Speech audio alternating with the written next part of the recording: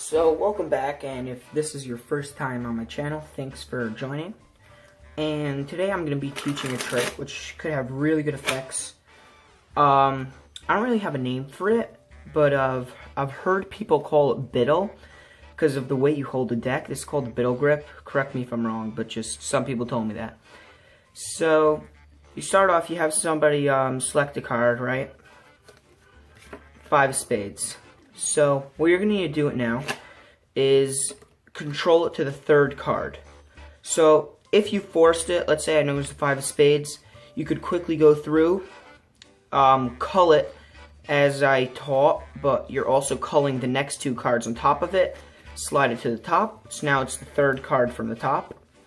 Or if what's it called, if you just had them, let them freely choose it, when you return to the middle, you get the pinky break as I showed, lift it up, control it to the top, and then you could just like get a break under the above the bottom 2 cards, and then just Charlie A them to the top, just like that. So now it's the 3rd card.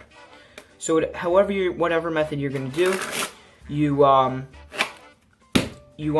get it to the 3rd card. So now you're gonna try to break the deck around half. So you're gonna have the spectator call stop, hopefully around halfway down. So this is good. So what you're then gonna do, would it be cool if I could get your card in this pile? Most people say it's not cool because it's about half the deck. It's 50-50 chance. So you say, what about top 10? Most people would still be like, eh. So what then you do, you say, how about this? I'll get your card into the top 5. And they're like, okay, it's not bad. And then you show them that their card, ask them, is it one of the top 5? And they say, it is. So what you do is now you count off 1, 2, 3. As you go to count the 4th one, notice how I'm holding the 5. You're holding it loosely, just resting above your middle 2 fingers. And as you go for 4, you pick it up with your middle finger of your right hand as you slide off while you're saying 4, 5. So right now, the 5 of spades is on the bottom of the pack in my right hand. So now you could just drop that down if it was in their hand, or if you put it back in the box. So now what you're going to do is you still want it to look like there are 5 cards, even though right now there are only 4. So what you're going to do is you're going to count off 1, 2, this time by the 2nd card you're going to be putting it on the bottom, 3, 4, 5. So if you do it fast, most people aren't going to be able to catch it. And then you could do this. Boom. Now your card's gone. And then they check, and the 5 of spades is really gone.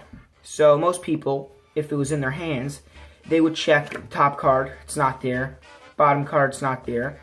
So what I just did right now, I put it pretty much upside down in the middle.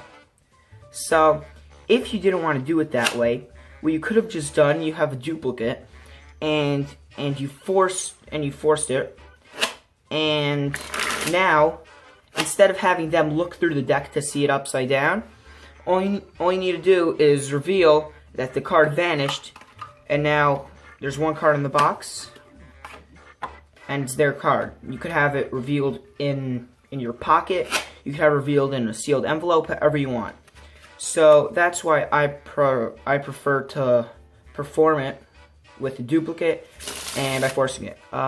Thanks for watching. So like if this helped you in any way, comment any suggestions for me to improve, or just any questions that hopefully I can answer, and subscribe so you don't miss any more of my videos.